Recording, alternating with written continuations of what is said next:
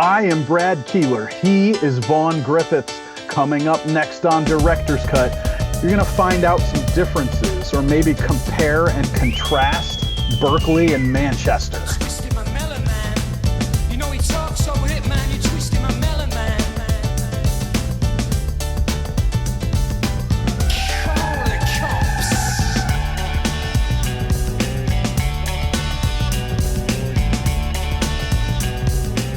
Hello again, everybody, and welcome to another episode of Director's Cut.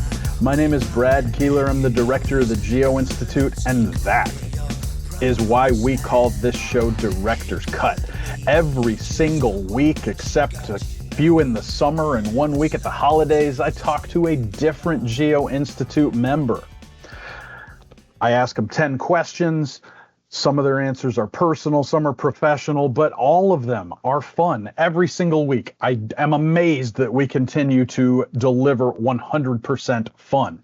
If you don't know anything about the Geo-Institute, after you watch this interview today, you should head over to geoinstitute.org, and there you will find out at least 25 things about us, including that we are a technical society with about 12,000 members, most of whom are geotechnical engineers and or geologists, and that we are part of the American Society of Civil Engineers.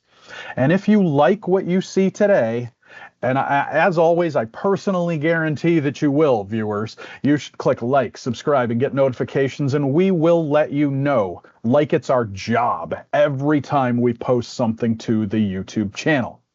With those things out of the way, we are very excited today to be joined by the 2026 Karl Terzaghi Lecturer, Department Chair, faculty member at Colorado School of Mines in Golden, Colorado. It is Vaughan Griffiths. Vaughan, welcome and thank you for doing this. Thanks, Brad. Great to be here. We will talk a lot about your ASCE service, about the Terzaghi Lecture, and of course, it's Director's Cut. We're going to get to some fun stuff too. We have 10 questions, the same way that we do every week. 2 of them are the same that we ask everybody, and we start with one of those. Describe your job in 45 seconds. All right. Well, I've got a lot going here. Well, actually, Brad, it's changed quite a bit recently because I've become the department head here at the Colorado School of Mines, the Civil and Environmental Engineering Department. For most of my time here, I was a regular faculty member, and so teaching, scholarship, and research and service are the 3 main aspects of the job in the ratio of 40, 40, 30. That's scholarship 40, teaching 40, and service 30%. Nowadays, as head of department, I do less of the teaching and scholarship, but I still keep my eye in, and I'm determined to do that. It's fun at times to be head of department. I mean, the fun parts are leading the department into new initiatives and to increase student enrollment and improve the curriculum. There are other sides like the busy work, kind of less fun, having to sign off on just about every expense report or, new adjunct hire. And the HR stuff is also a little bit of an eye-opener sometimes too. But the scholarship is the thing that I still enjoy greatly. And I'm sure most of the listeners will know, that involves typically finding the resources to do research, advise students, perform the research, write it up, publish in conferences and journals. And that's the scholarship side that still keeps me going.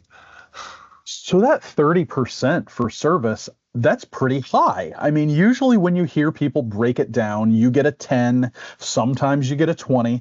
I'm not sure I've ever heard anybody say a 30 for service. Now, really? You back that up, and we're going to talk a lot about your involvement with ASCE over the years.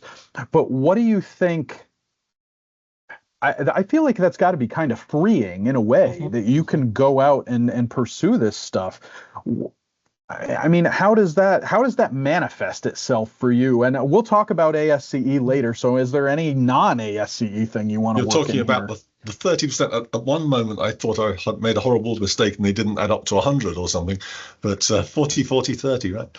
Yeah, the service has always been 30 Well, here. that is 110, but that you're just giving 110%. I think I might have got it wrong. It's 40, 40, 20. But let's see. The service is mainly departmental committees, university committees, and service outside, for example, ASCE. So that is the part I've tended to be more involved with, and the society I've always, as we'll see later, perhaps I've always devoted a fair bit of time to that side of it. So I think 30 is appropriate in this case because it is a lot, as we're going to get to here later on in the show. It feels like it. So I mentioned that we're going to have fun questions in Director's Cut. This is what the people want. Vaughan, I mean, I'm getting old enough where I make references to programming languages from the 1980s and people look at me like I'm insane. I wanted to ask you, what's the first programming language you worked in? I'm ready for you here. Can you read that? That is fantastic. Algol 68 was the first language, and programming's been a major part of my career. So I've worked through several languages. Algol 68 was the one we learned as undergraduates when I was at Manchester. It was a tremendous language. I mean, extremely powerful, structured language that never caught on. There was an Algol 60. The 68, by the way, refers to 1968. But the language has influenced many later languages that we are much more familiar with, like modern Fortran, even C, the Pascal. Algol 68 was an excellent language, but the engineers didn't want to give up Fortran. In those days, old Fortran was like tap out 6 spaces and you started typing in column 7. Some of your older viewers will remember that. But I started off, I never used Algol 68 in anger, if you like, for research. It was always Fortran, old Fortran, and now what I would call modern Fortran, which has adopted many of the powerful features that Algol forged in the last century. I mean, when you look back at this, how surprised are you at how much some of these languages could do? Because when you think about computing resources, I guess that's the big limitation on a lot of this, right? Mm-hmm. We're talking about numerical modeling with somebody last week, and I thought about a simulation that I wrote in 8th grade that was in QBasic about a lake on the US-Canada border and how many fish you would catch on each side in any probabilistic situation. I can't believe we were able to pull that off in QBasic. I mean, what are some of the projects you remember doing in these older languages that you look back on and that you're just shocked today that you were able to do it? Well, I don't know if I do have that feeling very often, because most of numerical modeling in engineering very often just involves essentially adding numbers very quickly. Right. And nothing's better than Fortran for doing that. I realize that my colleagues in computer science and other disciplines want to interface with the operating system and do a lot more fancy stuff with the graphics and transferring files around. But Fortran really just did everything that I wanted to do, which was basically add numbers together very quickly. Of course, a little bit more to it than that, but that's really what we were doing in the early developments of finite elements and so on. So, but I dabbled with Algol, 2 types of Algol, and Fortran, and nowadays Python's a big deal, but it's really not a competitor for large engineering calculations. And most of the famous proprietary codes are written in Fortran. That is amazing. If it works, you don't really need to make that change, I guess. That's right. So our third question in the interview is always the research question. And I think when people think of you, they're probably going to think about geotechnical risk. This has been, I think, the bulk of your career, but you didn't necessarily start out that way. Can you walk us through your research career and maybe give us a couple highlights along the way? Yes, well, it's been a long career, certainly.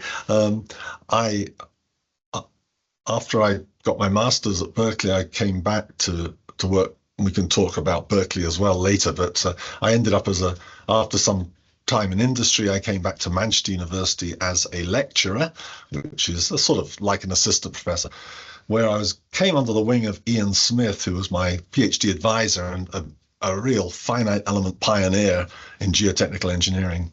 And he introduced me to his developments of finite element codes, and it was very graciously allowed me to come in as the second author of his book in its second edition. And we were really writing code, by the seat of our pants in those days, and across a very broad range of geotechnical applications. Seepage, consolidation, bearing capacity, slope stability, earth pressures, and my particular area of interest through my PhD was the modeling of failure of soil masses. So computing a slope failure or a bearing capacity failure. And in those days, some people, quite important people, thought that finite elements being a continuum kind of model was no good at modeling in, shear planes that were very discrete and localized. But that was a big part of my early work, was developing programs to predict failure, slope stability, earth pressures, bearing capacity, and so on. The other thing I think Ian Smith influenced me greatly, he gave away all his software, and so did I. We just posted everything, and source code, everything. And so we weren't particularly entrepreneurial in that sense. Many of our colleagues in similar fields were very possessive about their software. I think that's still true today. They thought they had a commercially viable product, and very often it didn't work out that way. And frankly, a lot of software has been lost because the developers are no longer with us and never saw the light of day. So after working on these problems of failure and the textbook with Ian Smith called Programming the Finite Element Method, still in its 5th edition now with lots, all the software is downloadable.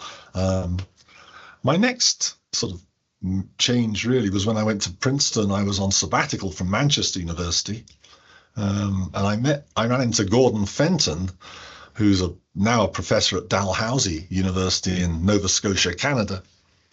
He was just finishing his PhD with Eric Van Mark, who was a pioneer of probabilistic methods and random fields. Eric passed away a little earlier this year. Gordon was just completing his PhD on random fields, and this is where you have a statistical distribution of properties. And I thought, my goodness, this could fit very well with our finite element programs. And so Gordon and I went on to merge this idea of random fields where soil properties were characterized by a mean, a standard deviation, and a kind of spatial correlation structure. And we went on to develop a pile of programs which are called the random finite element method nowadays, which we also published all our software, source code. And our random finite element method led to a textbook also with Gordon called Risk Assessment in Geotechnical Engineering.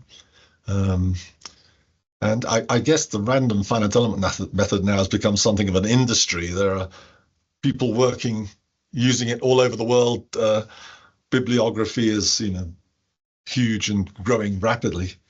So we're still in touch and working together. He's in Halifax, I'm in Denver, but we are still collaborating on a number of issues. One of the more interesting recent things I could mention, not wanting to get into too much detail, is that this spatial, this spatial correlation idea is that within a soil mass, properties are variable, and Terzaghi recognized this very early on. But quite rarely have people taken account of that variability. They give the soil some average property that's conservative and on the safe side, and then carry on as if it was perfectly uniform. So this idea of including the possibility of soil having similar properties in space, patches of stronger soil here, patches of weaker soil somewhere else, led to a discovery, if you like, of the worst case. We called it the worst case spatial correlation length, which led to, if you like, the most likely scenario for something to fail, or for the settlement to be a maximum, or for, you know, seepage to be escaping under a dam to reach a maximum level too. So that was something that really interested us in the last few years, this worst case idea. And, you know, if you don't know much about the spatial correlation length of your soil, which we don't, because geotechnical engineers are always complaining about lack of site investigation, insufficient data, you might want to consider this worst case for design just to be on the safe side, right? To use that. But so, you know, that's one of the recent things. I don't write programs quite as often as I used to. That's kind of young. I think there's some well-known research that says, you know, you peak out as a programmer at about 22 or something. But I work with, you know, students and around the world actually on some of these projects still, so that's great. I enjoy that. They still have a brain. Mm-hmm. I want to take you back to then that time, I guess, when you were at your peak creative powers in programming. Yeah. And you used a phrase at the beginning of the answer that you were writing code kind of by the seat of your pants. Yeah. I think, you know, there are people who can relate to that inside geotech and outside, right? I think of the early days of the internet, and that's kind of how it was. Mm-hmm. But I mean, how much of that was terrifying and how much was exciting? Because you were doing a lot of new stuff at that point, and there wasn't the pressure to build on someone else's work, I guess. Mm-hmm. I wouldn't think there would be anyway. Did it feel that way at the time? It's interesting how the academic world has changed. You know, when I was a young lecturer at Manchester, there wasn't a great pressure to publish. Now it is very much like that. You know, assistant professors here are stressed out. I was allowed and given the space to just make developments and find good things to work on and publish later. I didn't publish any papers during my PhD itself. Nowadays, wow. It's almost expected that you'll have 3 or 4 papers before you even defend your thesis. I always enjoyed programming. It was daunting to come up with a completely new application to try and program that in finite elements. But I greatly enjoyed debugging programs because they never work the first time. You either have some syntax problem with the Fortran or some logic problem that doesn't work. So I really enjoyed debugging and just iteratively improving the program until it works. It's almost more fun. It's almost like the hunt is more fun than the kill, you know. Once the program works, oh, all right, that's good. Time to move on to something else. get a few results and move on. Yeah, that's right. So I like that a lot. Programming was fun, and we always gave it away. And I think that generated a lot of interest of people just picking up our programs and running with them and making improvements. I mean, that's what they're out there for. As long as they don't blame us if something falls down and, I mean, they used it. So as I was preparing for this interview, one thing, every picture of you that I looked at, your hair has got a curl to it. Sometimes it's more pronounced than others. I told you, Vaughan, before we started this recording today, that made me a little jealous because over the years, if my hair gets long, it just kind of poofs out. Doesn't really do anything. Maybe I'll get a little curl behind the ears, but that's about it. When I was a kid, I always thought it would be cool to have curly hair. So I had to ask you a hair question, Vaughn. What's the longest your hair has ever been? You tipped me off a little bit on this one. Oh, wow. Oh, that's amazing. That is me spectacular. This is me on more or less within a week of arriving in Berkeley boy, did I misread it. When I got there, everyone was straight-laced and short-haired. And it took me about a semester or a term at least to realize why people weren't talking to me. And then I took the plunge and got it all chopped off, and people, including females, started talking to me. But wait a minute. This is Berkeley in the 1970s, right? So were you just talking about your classmates when you're talking about that, or the wider community? Because I have to imagine there was some pretty crazy stuff happening with hair in 1975 in Berkeley. No, I'm talking about, I mean, that picture, I kind of looked like that in my final year at Manchester. Everyone was looking like that. Actually, Berkeley, certainly the student population were not particularly long-haired at that point. And so, this English guy turned up, and I was a TA and I was helping with labs. And I mean, of course, they accepted me, but it took me a little while to realize that, you don't want to be an outlier necessarily when you're in class and so on. So it's never been as long. Advice. Never been as long as that. That's the longest for sure. That picture. That was an amazing photo. Thank you for showing us that. We have another nostalgia question here. Director's Cut kind of goes big on the nostalgia stuff, and I must admit, when I wrote this one, I thought 2000 can't really be 25 years ago. It's the modern era, but it is 25 years ago. Vaughn, we've been talking about your ASCE involvement. You've been involved for a really long time, and you've been involved at a high level for a really long time. 25 years ago, you were the Colorado section president. Yep. Looking back after a quarter century, what's your fondest memory of that? Well, yeah, when I first arrived at the Colorado School of Mines, I really wanted to network and get known, find out who's out there and who's in Denver, and as well as the university, of course. So, but I was asked to run for the Colorado section president, I suppose, in, what was it, 2000, 2001, did you say? Yeah. Mm-hmm. So I was probably asked about 1999 or something, if I was willing. In those days, we had, I do miss this a little bit, our monthly section meetings involved a dinner, served, and we had a hotel we rented on a monthly basis. We'd have a dinner, served dinner. Students got heavily subsidized, and that was, they came for free almost, and that was great because I encouraged my own students to turn up. And then after dinner, there were breakout sessions, technical breakout sessions with, maybe geotechs would have one. This was before the GI, of course, but there'd be maybe 2 or 3 parallel lectures. That was. I love that formula, because you have the social hour, time with the dinner, and then you go out to the technical sections, and you choose which particular one is most interesting. That was the system going when I became president of the Colorado section. I don't see that so much now, and it must vary widely from section to section, but the social side seems to be more important, if you like, than the actual technical breakouts nowadays. And but I still turn up.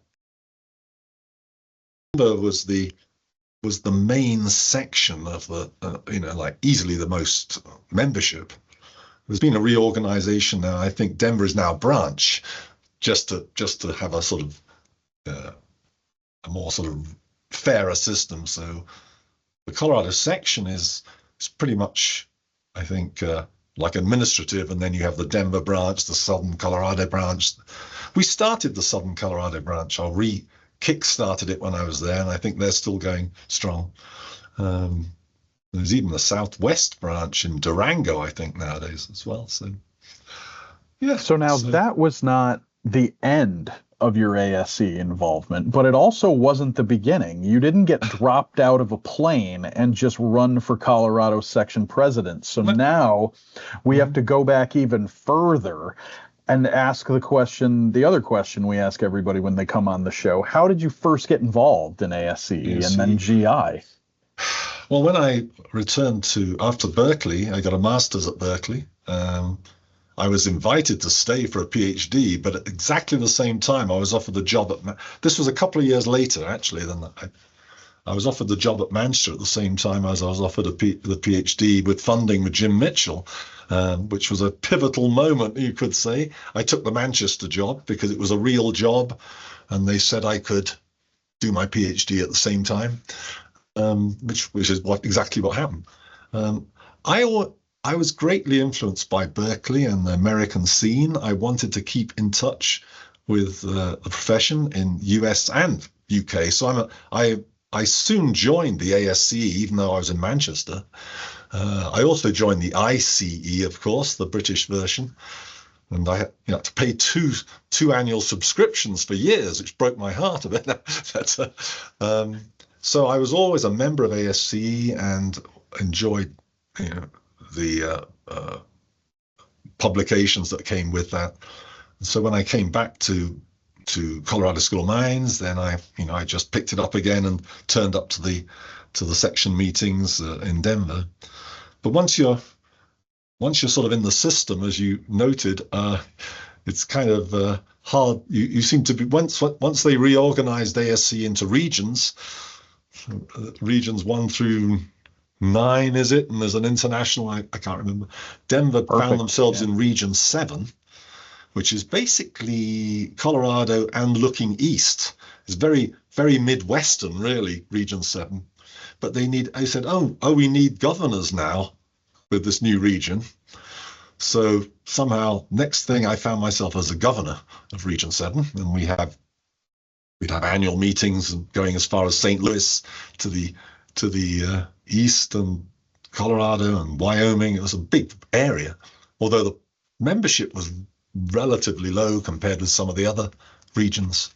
And then after being a governor for a couple of years, we needed a director, which is the kind of chair of the governors. So I then found myself as the region director of Region 7. And at that point, you're automatically on the board of direction of ASCE. So I, almost by accident, I found myself 1 minute, I was just a regular branch member in Denver. The next minute, I'm board of direction. That was quite a big commitment because you had 2 or 3 events every year you had to turn up to. But I was great. It was a great education for me, and I learned a lot and enjoyed that participation too. So things have gone a little quieter since then, though. But that's okay. You were also chair of our risk assessment and management committee for several years. 6 years. You're right. You're absolutely right. And the GI came along, and I was in the risk assessment RAM. Yeah. And we had a specialty conference in Denver I think one of your first conferences. I was there, wasn't it? 2017. Yeah. Correct. Yeah. So that is fantastic and a great story. And so this is where we always pitch to our viewers the different ways that they can get involved with ASCE. And so Vaughan just kind of told you it's that easy to go from the local level up to the ASCE board. And currently we have Jared Green from the Geo-Institute, who went kind of on the same path, who is now on the ASCE board. And just a few years ago, he was an officer for his local Geo-Institute group and the local ASCE section. So it can happen. Look down in the show notes. We'll have information. There's always links down there on ways you can get more involved with ASCE. Right. We have to talk about risk a little bit more here. Okay. And when you get into risk, even geotechnical risk, you're kind of adjacent to that big industry that starts with I. So, Vaughn, I wanted to ask you, what is one thing you think the insurance industry should know about geotechnical engineering, and maybe specifically risk, but we can go even geotech in general here. Well, my son's actually an underwriter working for an insurance company right now, but I suppose if there's one thing, back around the time I was director of ASCE and the board of direction, there was a Vision 2025 document that was published by ASCE, and this was like so far in the future, right? 2025. So I suppose it was 15 years ago, I'm guessing. And that committee under Blaine Leonard, I think, was the president in those days. They came up with this document, this publication, that ASCE Vision for 2025, and they came up with a shopping list of things that civil engineers should be doing in 2025. And one of them was managers of risk. It was a very select list of things they thought, and of course I was pleased to see that.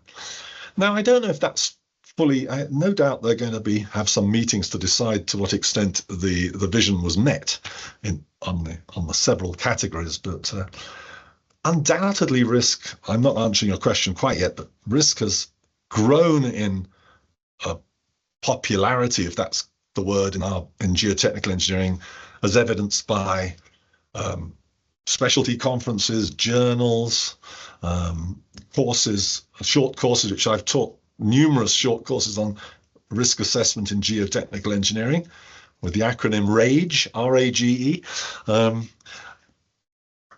And in practice too, I mean, we have the Bureau of Reclamation and the Army Corps of Engineers just down the road here, big centers where they are now required to include a risk assessment of large dams that are being, either reassessed for old dams being reassessed for safety very often. For insurance purposes, obviously insurance companies should be very interested in risk. And that's absolutely how they determine their premiums, right? It's a major component of calculating premiums. Up to now, classical geotechnical engineering has used factors of safety or a design. The factor of safety is, 1.5, 2, whatever it is, which makes you feel, good.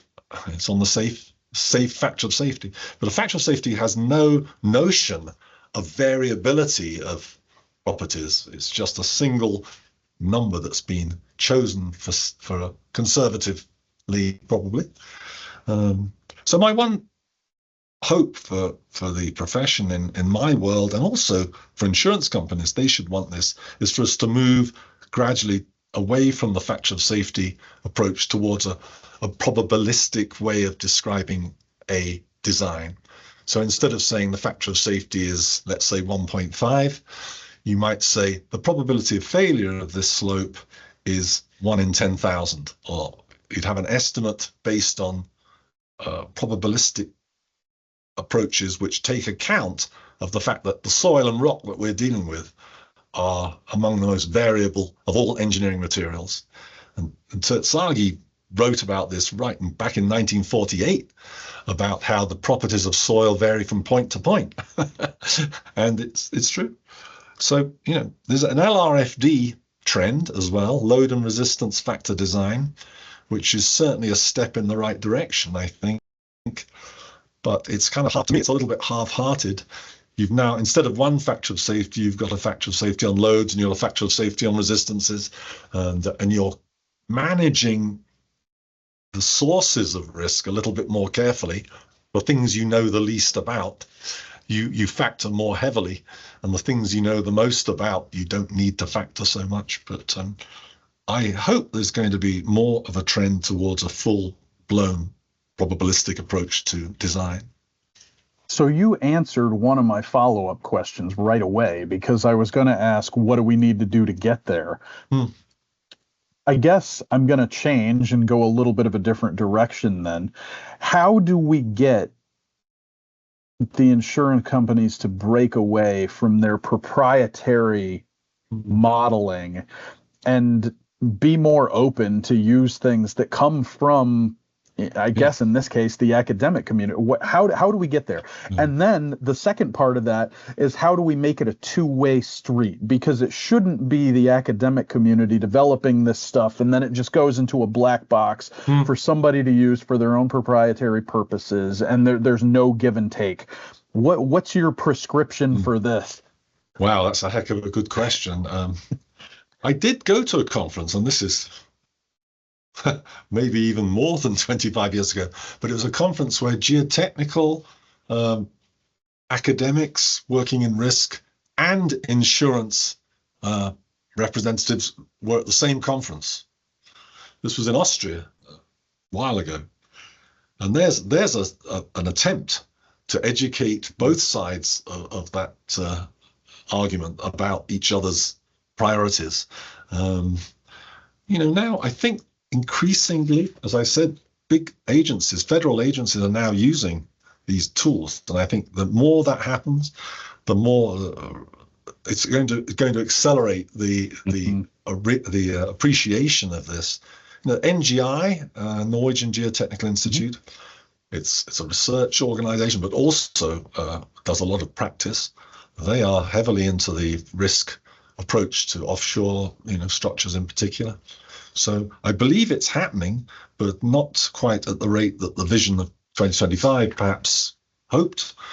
But it's just more scientific to me to treat soil and rock, to recognize its variability right from the beginning, rather than just coming up with some conservative average property that, okay, let's pretend the whole site has a friction angle of 32 degrees or something like that, to try and meet it head on.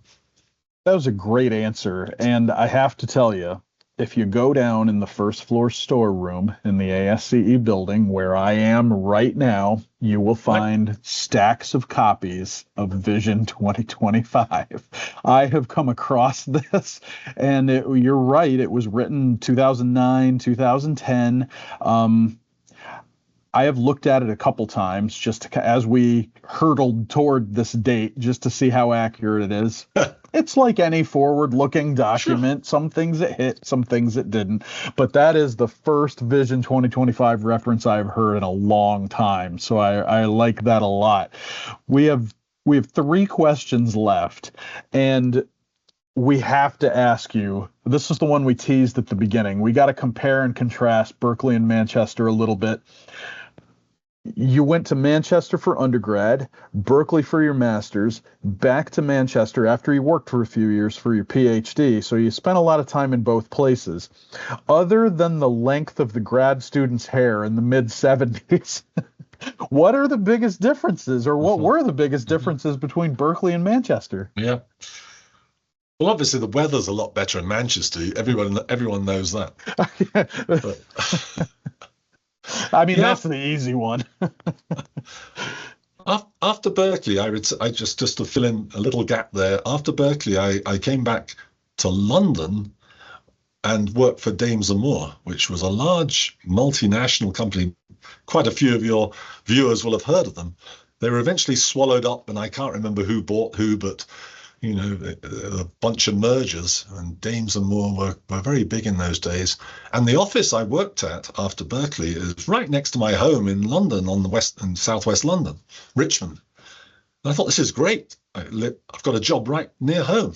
Anyway, before I knew it, I was in Saudi Arabia and for 4 months, and Kenya, and I was all over the place. I was hardly ever in London, which sent me back.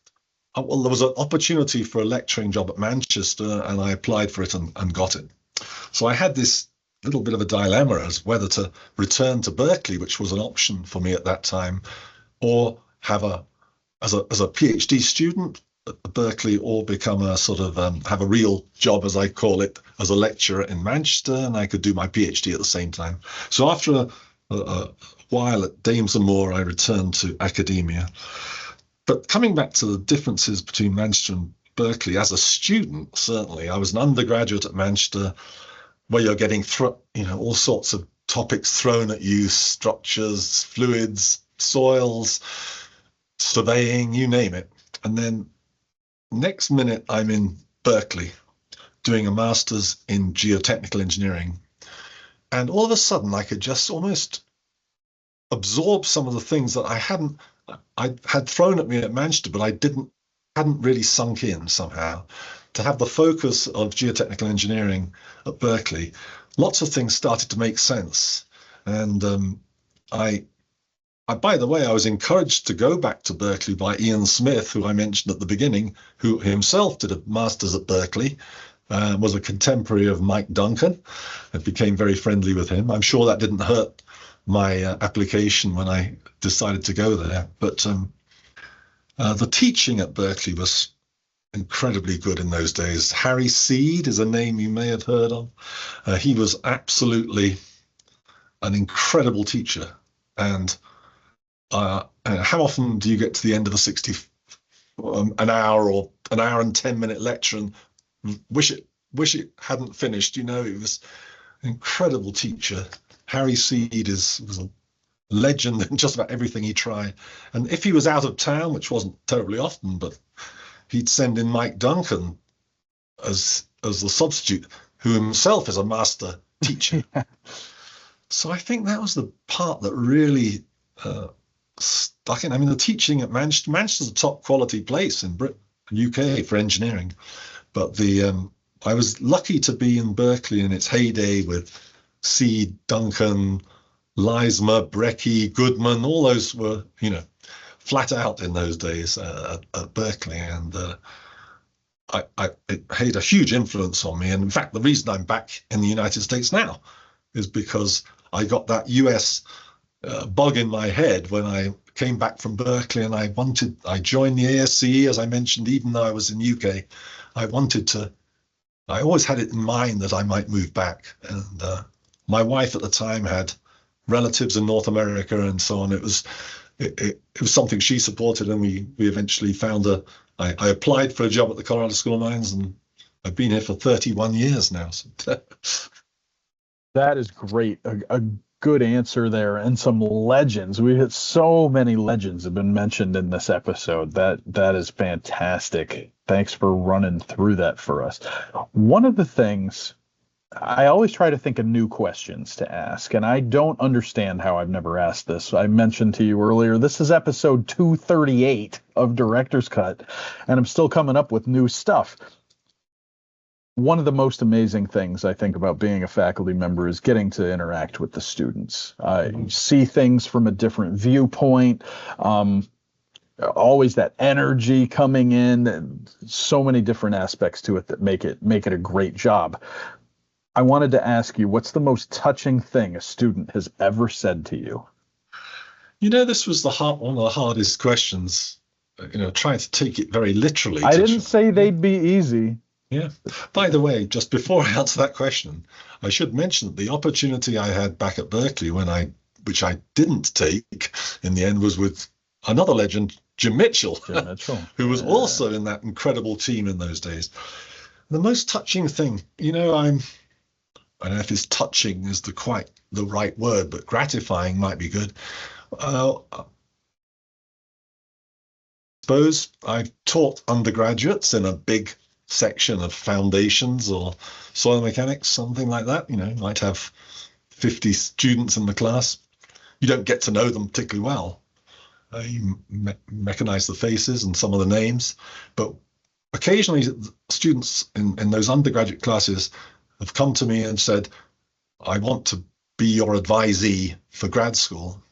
And that I find very touching, if that's the right word, that I without really realizing it or targeting any particular student, occasionally somebody was influenced enough and enjoyed the class enough that they wanted to continue to master's or PhD. So I found that particularly gratifying. I think doesn't happen very often, but that's the best answer I can think of in a more professional context. That's a perfect one, though, because as someone who was kind of in that situation myself, I was looking for letters of recommendation for grad school. And I went back to faculty members from undergrad who I thought I was pretty close with. And then they kind of give you a look like, I barely know who you are. But at the same time, that did come across like that they were amazed that you had picked them to come to write this recommendation. And nobody ever turned me down. I just had to help them a little bit more with it. So I love that answer. I think that's a perfect answer for this one. What was your discipline then? Well, I was all over the place, Vaughan. I was international relations, and then I was science policy in grad school, so completely off the map for engineering, guys. We have one final question. We haven't talked about this yet, so this is the place where we're going to do it. You will, of course, be the 2026 Terzaghi Lecturer, the 62nd Karl Terzaghi Lecturer will be at Geo-Congress 2026 in Salt Lake City on March 11th. It's going to be a great time. It's a big deal, and it feels like it's a big deal when you're at Geo-Congress. Vaughan, what was your initial reaction to being named the 2026 Terzaghi Lecturer? Well, I should say I've known about it for an incredibly long time. A long time, yeah. Which is in itself a little bit not necessarily an advantage. I think Ji Han was head of, was he the president? He probably let me know in about mid-2024. So plenty of time to think about it for sure. I would say it's a mixture of gratitude and apprehension. Gratitude for the people who nominated me and the awards committee members who agreed to the nomination and recommended me. It's a great honor. I mean, it's one of two lectures worldwide that I think are in the same bucket. There's the Rankine lecture in London and Terzaghi in the US. So, I mean, it's a tremendous honor, and I'm very grateful and happy to have been awarded this honor. The apprehension side is, oh my goodness, what am I going to talk about? It's a very broad audience of practitioners, academic students, and it's probably one of the bigger audiences I'll ever face. So I'm thinking about it nearly every day, what I might include in that lecture, but you want to keep it at a level that is going to appeal to a majority of people at least. You don't want to get into very highly technical material. You don't want lots of equations on the board. You don't want hundreds of graphs. It's a very interesting balance, because I'm very used to giving lectures to research audiences, seminars at universities and things like that. But this is quite different, I think, and my apprehension is just to pitch it at the right level. It's going to be something to do with risk, I'm pretty sure.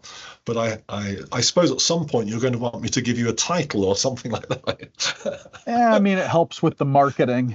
We could just say Vaughan, one night only. But I like that. But what I really enjoy about this, and the answer that you gave there in particular, is the gravity that people give to this lecture and to delivering it. You said something very similar to what Rudy Bonaparte said when I talked to him about this, that he worked on it. He said it felt like for a year straight. And then even after he gave the initial lecture, when different groups would call him and ask him to give it again in a different location to a different group, he would tweak things, and it felt like it was just a years long labor, but he did love it. He mentioned that. And so I think you really conveyed that as well throughout your answer. And we're thrilled to have you given the lecture in Salt Lake City at Geo-Congress, our 30th anniversary Geo-Congress. And of course, our biggest congratulations to you for this amazing honor. Well, Vaughan. Thanks, Brad. That's absolutely marvelous. And I'm looking forward to it, and I'll do my best. That's all we can all ever do, I think.